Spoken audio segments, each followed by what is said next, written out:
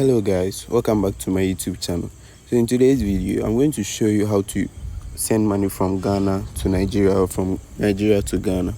So without wasting much time, let's get started. So in today's video, I'm going to show you 3 steps how you can send money from Ghana to Nigeria and also Nigeria to Ghana. Okay, so before you continue, make sure you tap on that subscribe button if you've not yet subscribed, and also share it to your loved one who might need this particular video. And then lastly, you tap on the notification button so that you get notification anytime I post a new video. So let's get started. The first method we are going to use is the MTN Mobile Money. Okay, as the MTN Mobile Money. So you first launch your Momo app. Okay, then you open it. After opening, you are going to tap on transfer. Okay, you tap on transfer. You head over to cross-border payment. Okay, so as you can see, Nigeria is the only country MTN Momo in Ghana has collaborated with. Yeah, so it means you can, as at now, you can send money to only Nigeria from Ghana using the MTN Mobile Money app. Okay, so after opening this dashboard, you are going to enter the person's number. So let's just enter any number at all. Okay, once it's correct, that's your recipient number, the person you are sending the money to. You enter the amount, so let's say 100 cedis. Then the reason, let's say for family, you type family. Okay, then you tap on next. You're just going to confirm the person's account, then you send it, as simple as that.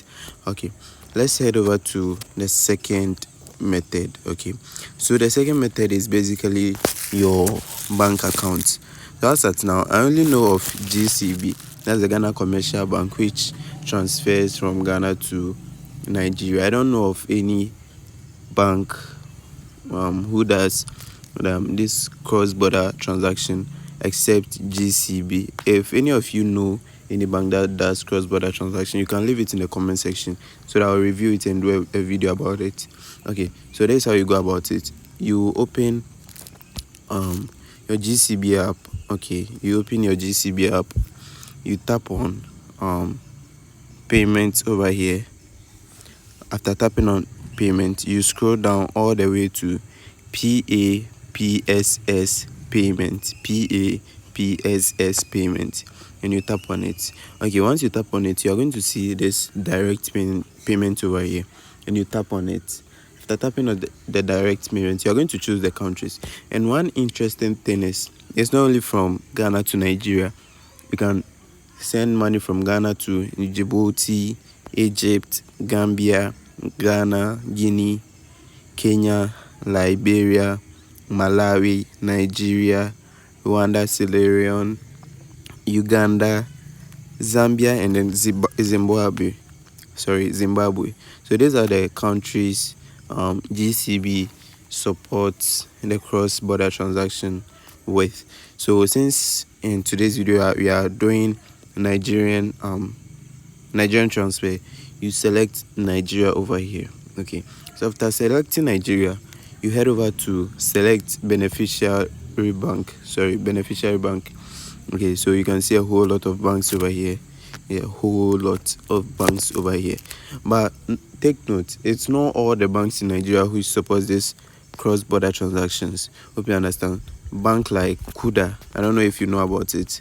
Yeah, Kuda doesn't support this cross-border transaction. I think it's because Kuda is an online bank, and I think OPay too is not available. So it works for just the normal banks, not online banks. Hope you understand. So let's say, for instance, if your recipient's account is Access Bank, I mean the person you are sending money to is Access Bank, you just choose Access Bank over here. Okay, you choose Access Bank over here, then you enter the person's account number. Let's just enter any number at all. Okay, you enter the person's, I just entered any random number, so I don't know if to go through. Yeah, the probability is very, very low. You just enter any random number. When the details is correct, hope you can say it's not a valid ID. So when the details is correct, you just tap on next over here. It will ask you of the amount you are going to pay, and you just proceed and make your payment. That's it.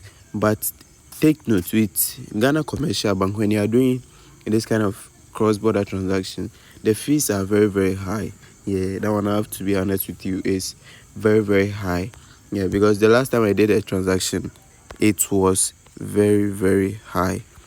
Let's see if we can see that transaction over here. Okay, so this that particular transaction I did. So as you can see, I sent an amount of I think I sent an amount of 18 cedis, 18 Ghana cedis. Yeah, so as you can see here, this is the amount I sent. I sent 18 Ghana cedis, but I end up paying a fee of 52 Ghana cedis. I sent 18 Ghana cedis and end up paying the fee of 52 cedis, 24 pesos, meaning the amount I paid as fees is even more than the actual amount I sent to the person. Okay, so I end up spending 70 cedis, 24 pesos, and the person received only 18 Ghana cedis. So with that one, I have to be honest with you. If you are sending money to someone in Nigeria using this GCB app, make sure the amount is very, very huge, so that when they deduct the fees, you still get your money. Hope you understand. Okay, and the last but not the least, cryptocurrencies. Okay, cryptocurrencies. So you can use some exchange platforms like Binance, BitGet. I also have Bybit over here. We have Nose and a whole lot. So let's say, for instance, you want to use Bybit. Okay, you want to use Bybit. Okay, so as you can see, this is my balance over here. Let me refresh. And okay, this is my balance over here, $62. Okay, so I even want to send the money to someone in Nigeria. If the person is already using the Bybit account, you just demand for the person's ID number. So in that case, you head over to your assets. Okay, then you choose to withdraw. Since you are taking the money out of your account to that particular person, tap on withdraw. After tapping on withdraw, you select the coin you are going to use. In this case, I'm going to use USDT. Okay, USDT. I'll tap on it and select internal transfer. Since the person is using Bybit, so it means the transfer is going to be internally. Yeah, it's going to be internal.